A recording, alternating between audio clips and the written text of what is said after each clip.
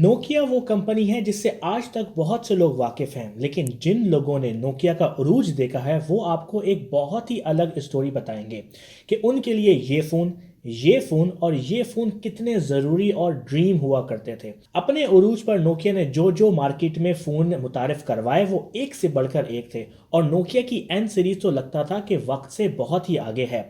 और ये सब कुछ नोकिया ने उस वक्त किया कि जब कोई सोच भी नहीं सकता था।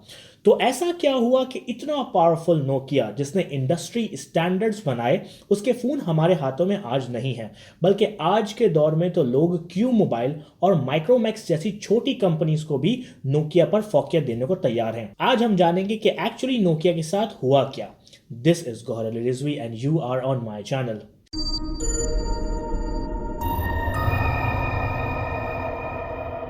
शुरू में बहुत तेजी से सफर करेंगे। नोकिया 1865 में स्टार्ट हुई जब नोकिया नामी कंपनी ने फिनलैंड में वुड पल्प का बिजनेस स्टार्ट किया। कुछ ही अरसे में नोकिया ने rubber industry, cable industry, tyres, boot and दूसरी इंडस्ट्रीज में भी कदम रख दिए। यानी कि नोकिया ने एक बहुत ही डिफरेंट तरीके से स्टार्ट लिया।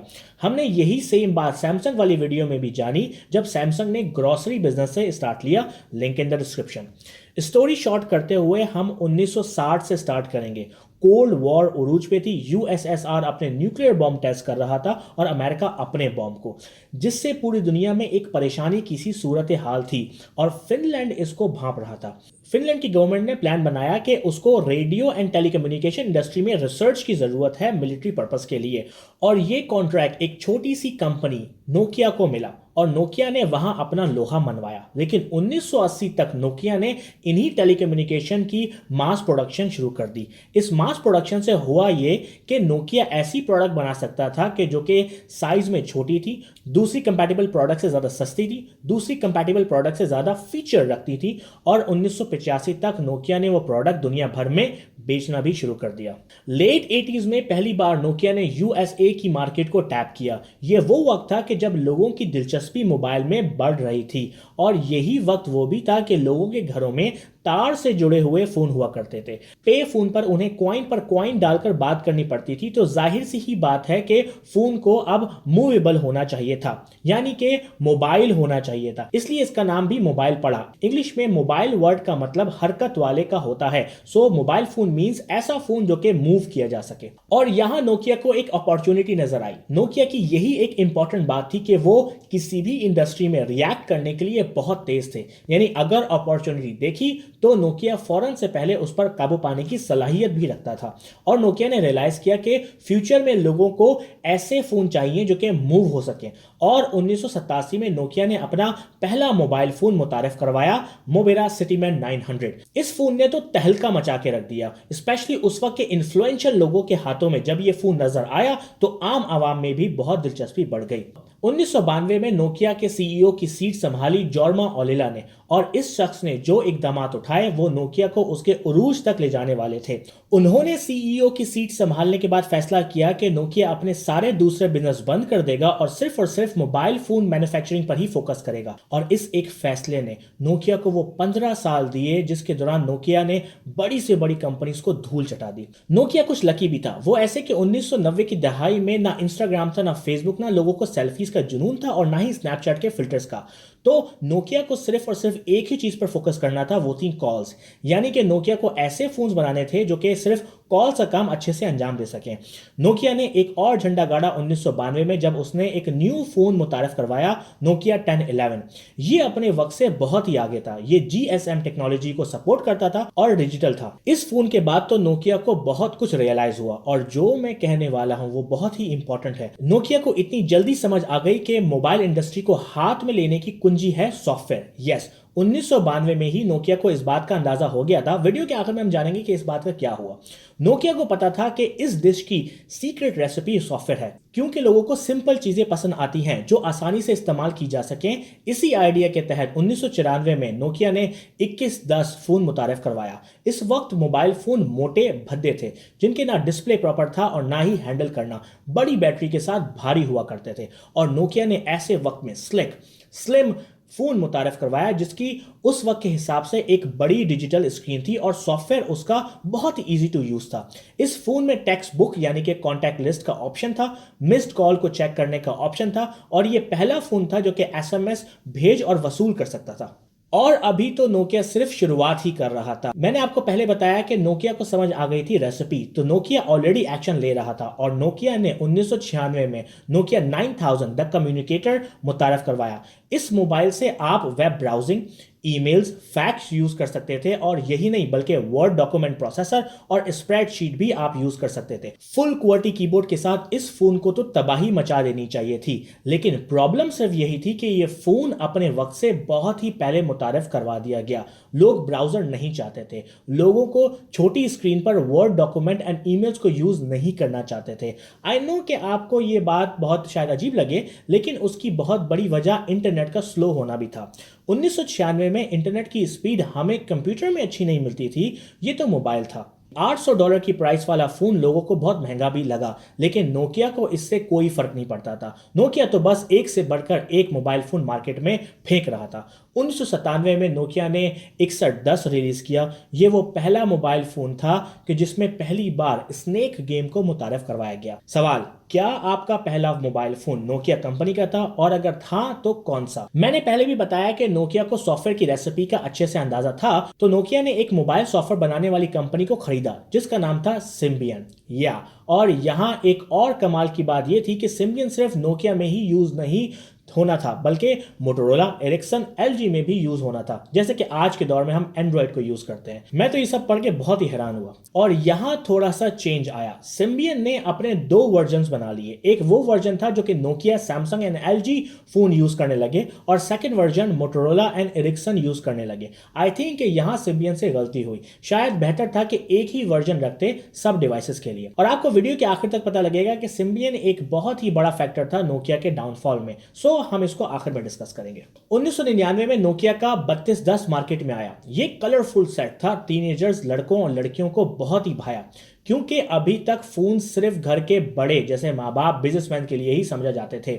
और इस सस्ते कलरफुल फोन ने, जिसमें इमोजीज भी थे जो कि एसएमएस के जरिए भेजे जा सकते थे, ने धूम मचा दी। और फिर नोकिया ने सन 2000 के बाद एक धमाका खेज फोन मार्केट में इंट्रोड्यूस किए, जैसे कि नोकिया 1100, 6650 जो कि पहला 3G फोन था, 7650 जो कि नोकिया का पहला फोन था जिसमें कैमरा भी लगा हुआ था। और 2003 के बाद नोकिया ने कुछ अजीब फोन भी मुतारिफ करवाए। ये फोन ना तो फोन लगते थे और ना ही कुछ और। ऐसा लग रहा था कि नोकिया अपनी पुरानी स्ट्रैटेजी यानी कि पुराने सॉफ्टवेयर एंड हार्डवेयर को ही न्यू पैकेज बनाकर रीलॉन्च कर रहा है। और 2004 में मोटोरोला ने अपना फेमस मोटो रेजर इंट्रोड्यूस करवाया। यहां नोकिया ने ऐसे फोन मार्केट को दिए थे, वहां मोटोरोला ने एक modern, slick, stylish, slim phone market को देकर मार्केट में प्रूव किया कि मोटोरोला इनोवेशन कर रहा है। नोकिया के इन्वेस्टर ने भी इस बात को नोटिस किया और नोकिया को बहुत तनकीद का सामना करना पड़ा। मैंने बताया कि नोकिया ने कुछ अजीब से फोन मुतारिफ करवाए थे, लेकिन उसके साथ साथ Nokia high and really good phones भी बना रहा था। और दूसरी तरफ मोटो रेजर एक अच्छा फोन था, लेकिन वो स्मार्ट नहीं था, बल्कि मैं कहूंगा कि वो डम फोन था। वो कम्युनिकेटर की तरह टास्क अंजाम नहीं दे सकता था। मेरे कहने का मकसद ये है कि नोकिया अभी भी अच्छी सिमत में ही था और कंपटीशन का होना अच्छा ही होता है। लेकिन 2006 में नोकिया की मैनेजमेंट चेंज हुई। एक दूसरे शख्स ने नोकिया की बागडोर संभाली और कंपनी को एक ऐसा टर्न दिया कि जिसने नोकिया की तरक्की का शिराजा बिखेर दिया। उन्होंने इनोवेशन की जगह फोकस किया कि नोकिया डम फोन्स बनाए, जैसे कि मोटोरोला रेजर था, इसलिए कि ऐसे ही फोन मार्केट में बिक रहे थे। लोग डम फोन्स लेने के लिए तैयार थे। ये स्टाइलिश थे, हल्के थे और सस्ते थे। थोड़ा सा पीछे आते हैं। 2005 से नोकिया ने एन सीरीज को इंट्रोड्यूस किया। ये फोन सच में अच्छे फोन थे और N95 सच में एक रियल फोन था। N95 एक मॉडर्न स्मार्टफोन था अपने वक्त के हिसाब से, लेकिन इस पूरी सीरीज में यूजली रेजिस्टिव टच था। रेजिस्टिव टच स्क्रीन बहुत से लोगों को नहीं पता, तो मैं थोड़ा सा एक्सप्लेन कर देता हूं। हमारी मॉडर्न स्क्रीन्स ग्लास की होती हैं और हमारी उंगली पड़ने पर रिएक्ट करती हैं, लेकिन रेजिस्टिव टच स्क्रीन्स में स्क्रीन को फिजिकली प्रेस करना पड़ता है और स्क्रीन उससे दबती भी है। ये इंटरैक्शन एक्यूरेट नहीं होता और सॉफ्टवेयर में बहुत गलत जगह भी क्लिक्स रजिस्टर होने के बहुत चांसेस होते हैं। मैंने resistive touch screen mobile use किया है और इस पर टाइप करना सच में एक प्रॉब्लम थी। एक ही जगह को बार बार दबाकर वो एरिया खराब भी हो जाता था। एनीवेज, आई मीन टू से कि एन सीरीज में इंटरैक्शन एक चैलेंज था और फिर मोबाइल इंडस्ट्री हिलने वाली थी 2007 में, क्योंकि 2007 में एप्पल ने आईफोन लॉन्च किया। आईफोन में कैपेसिटिव टच था जो कि हम आज के मॉडर्न स्मार्टफोन्स में यूज करते हैं और आईफोन का सॉफ्टवेयर बहुत ही अच्छा था। वो इंटरैक्टिव था, फास्ट था, उसमें रेवोल्यूशनरी टूल थे और एप्पल ने अपने फोन्स की मार्केटिंग बहुत ही अच्छे तरीके से की थी और छोटी छोटी बातों को भी ध्यान में रखा था। फन फैक्ट्स, स्टीव जॉब्स ने एक पूरी टीम सिर्फ इसलिए बनाई थी कि वो आईफोन की अनबॉक्सिंग के एक्सपीरियंस पर रिसर्च करे। यस मैन, वो चाहते थे कि जब आईफोन के कस्टमर आईफोन का बॉक्स खोले तो उसको बॉक्स खोलने के दौरान अच्छा लगे, पैसे वसूल लगे, एक्साइटमेंट हो, और ऐसा ही हुआ।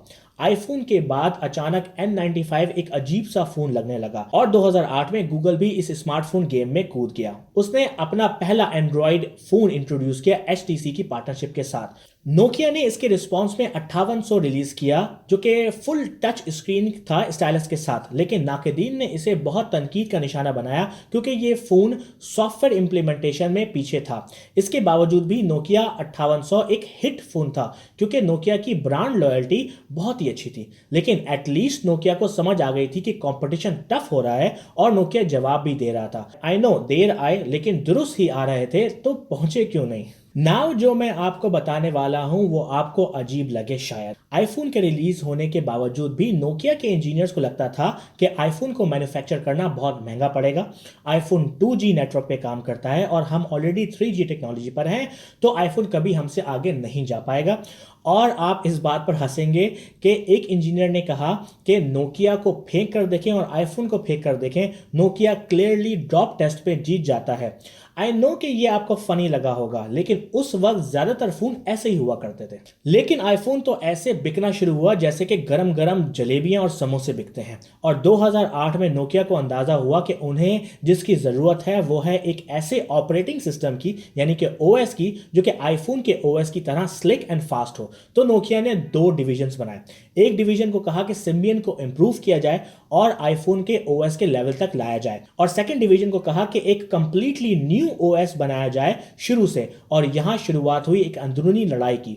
दोनों टीम एक्चुअली एक दूसरे से ही कंपीट करने लगी। इंटरनल पॉलिटिक्स ने भी इस मामले को हवा दी और टॉप एग्जीक्यूटिव में भी इस वजह से तलखियां हुई। कहते हैं ना कि इत्तेहाद में बरकत है, और यहां तो मोबाइल फोन की कोर यानी कि सॉफ्टवेयर के ही डिवीजन में दरार पड़ गई थी।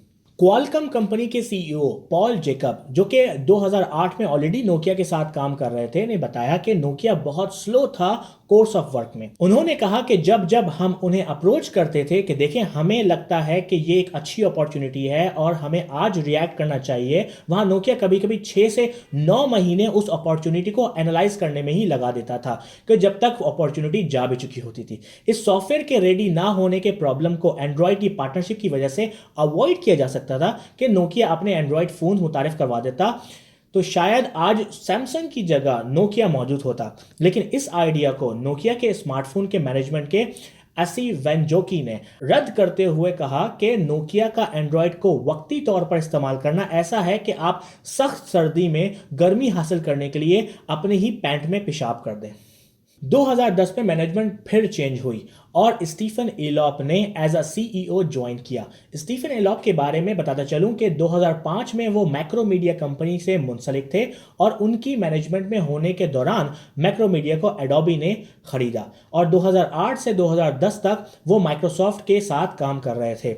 और एलॉप के ज्वाइन करने के बाद एलॉप ने नोकिया मीगो एंड सिम्बियन के न्यू वर्जन को आगे बढ़ाया। मीगो बहुत ही बेहतर था लेकिन लेट था। Android and iOS version already बहुत बेहतर थे और इससे बहुत ज्यादा आगे निकल चुके थे। मीगो का ऐप स्टोर भी बहुत खराब था, जबकि एप्पल एंड गूगल का ऐप स्टोर तो समंदर की तरह ठाटे मार रहा था। और 2012 में मीगो को डिसकंटिन्यू कर दिया गया और फिर 2011 में ही फाइनली नोकिया ने माइक्रोसॉफ्ट का रुख किया ताकि वो नोकिया फोन्स विंडोज प्लेटफॉर्म के साथ इंट्रोड्यूस करें। नोकिया ने अपने पहले विंडोज फोन इंट्रोड्यूस किया and it was quite a good one compared to the previous phone Lumia 800 and Lumia 900। एक के बाद एक फोन मार्केट में भेजे गए, लेकिन ये मामले इतने लेट हो चुके थे कि दूसरी कंपनीज आगे निकल रही थी। 2012 में सैमसंग लार्जेस्ट स्मार्टफोन मैन्युफैक्चरर के तौर पर उभर कर सामने आया और नोकिया को भी पीछे छोड़ दिया। हमने ये सैमसंग की वीडियो में जाना, लिंक इन द डिस्क्रिप्शन, जरूर वीडियो देखें। और फिर नोकिया ने लूमिया 1020 लॉन्च किया। इस स्मार्टफोन में 41 मेगापिक्सल का कैमरा था, यस, जो कि आज के बड़े से बड़े स्मार्टफोन में भी नहीं होता। लेकिन बात फिर वहीं की वहीं थी कि लोगों को अब ऐप्स चाहिए थी और विंडोज ऐप स्टोर इतना बड़ा नहीं था compare to Google and Apple. 2013 में तो नोकिया के रेवेन्यूज 24% तक गिर गए और नोकिया अपनी आखिरी सांसें लेने लगा। और 2013 में माइक्रोसॉफ्ट ने अनाउंस किया कि वो नोकिया के मोबाइल फोन के डिवीजन को खरीदेगा $7 बिलियन में। एंड स्टीफन इलॉप ने सीईओ की चेयर छोड़ दी और माइक्रोसॉफ्ट में ही वापस जॉब शुरू कर दी एज हेड ऑफ डिवाइसेस। बहुत से लोगों को ख्याल है कि स्टीफन इलॉप ने जानबूझकर नोकिया को इस दोराहे पर लाकर खड़ा कर दिया। हिस्ट्री चेक करें तो स्टीफन ऑलरेडी माइक्रोसॉफ्ट से आए थे, उनके होते हुए नोकिया को बेचना पड़ा। स्टीफन ने माइक्रोसॉफ्ट में वापस जॉब भी की। रिपोर्ट्स के मुताबिक माइक्रोसॉफ्ट नोकिया की डील से स्टीफन इलॉप को $2 करोड़ 10 लाख मिले। So that's it. I know कि it was a long video and that's how Nokia का उरूज जवाल पजीर हुआ। अगर आप जानना चाहते हैं कि अब नोकिया क्या कर रहा है और कैसे स्मार्टफोन गेम में वापस आना चाहता है तो let me know and I'll do a video about it। YouTube पर मुझे जरूर सब्सक्राइब करें www.youtube.com/mychannelvideo and I will see you in the next video।